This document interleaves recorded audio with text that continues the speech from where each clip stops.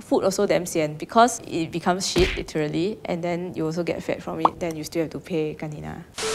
Hi, I'm Xiaxue and I'm an influencer, or what Mothership likes to call me, an internet person. So yes, we do have to pay our taxes too, and there's been a little bit of debate about how we do it, but I guess today I'll clarify that.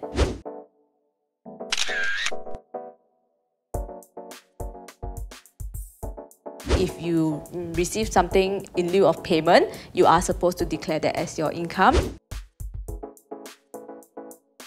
So according to IRAS, if the item is less than $100 or if it is also for a one-time consumption or tasting.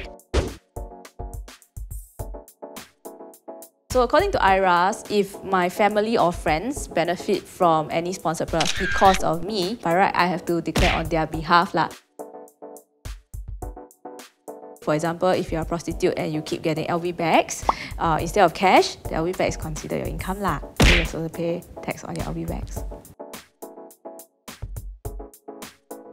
If you are given a lipstick that you have to do an ad for and it is $5, then you don't need to declare it. However, if L'Oreal gives you one lipstick every single day that is worth $5 for the whole year, it means that the value from L'Oreal itself actually exceeds $100. So that means that you have to declare tax on your lipsticks. From what I understand, one-off consumption or for testing, I think they're trying to make it fairer to bloggers. So for example, I'm a food blogger, I have to eat a meal before I review it, right? So if the company or the restaurant actually treats for this meal, and it's one-off consumption lah, so if it's less than $100, then don't need to declare.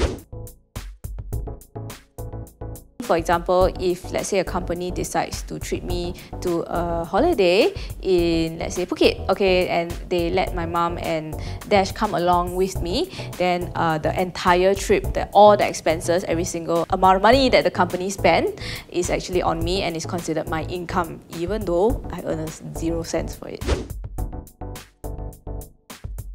I would kind of make a little note on like what are the products that I receive or the services, then I just tabulate it at the end of the day lor. Every once a year, I would look back on my social media or my blog, and then since then, I would just kind of compile a list of all the things that I got sponsored and then calculate how much it is, the total value, and then I'll add that on top of my income. So you add it to self-employed salary, kind of like how taxi drivers do it.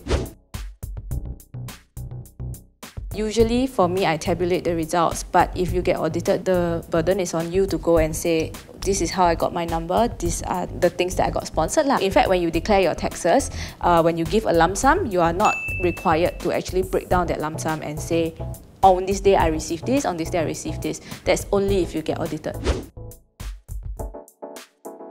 I guess when it comes to products, the most bohua would probably be trips lor, because like it's very expensive and you really don't get anything out of it that's permanent except for memory or fun. Food also damn sian because it becomes shit literally, and then you also get fed from it, then you still have to pay kanina.